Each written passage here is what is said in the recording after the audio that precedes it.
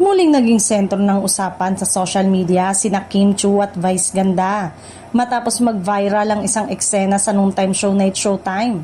Sa naturang segment, pabirong tinawag ni Kim si Jugueta bilang Raisa May, bagay na agad napansin ng mga manonood at netizen.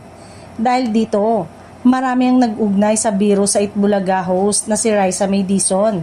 Bagamat tila masayang kulitan lamang ang nangyari sa programa, hindi na iwasang magkaroon ng iba't ibang interpretasyon mula sa mga nakapanood ng nasabing eksena.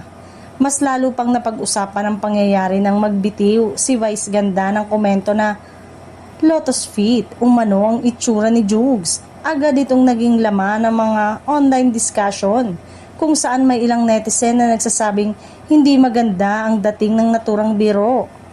Ayon sa ilang netizen, maaring hindi naman masama ang intensyon ng mga host ngunit may mga salitang maaring magbigay ng ibang kahulugan ng publiko. Dahil dito, may ilan na nananawagang maging mas maingat sa mga biro, lalo na sa panahon ngayon kung saan mabilis kumakalat at mabigyang kulay ang anumang pahayag sa social media. Sa kabilang banda, marami rin ang dumepensa kina Kim at Vice. Para sa kanila, bahagi lamang ito ng naturang mga kulitan ng mga host sa It Showtime at hindi dapat bigyan ng mali siya. Git nila, matagal nang kilala ang programa sa magaan at masayang banter ng mga host na layuning magbigay aliw sa mga manonood. Sa kabila ng kontrobersyang ito, patuloy pa rin pinag-uusapan online ang nasabing eksena.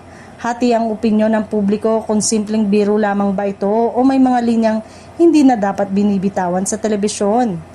Sa ngayon, wala pang pahayag sina Kim Chiu, Vice Ganda o Raisa May Dizon hinggil sa usapin, ngunit nananatili itong isa sa mga viral na paksa sa social media.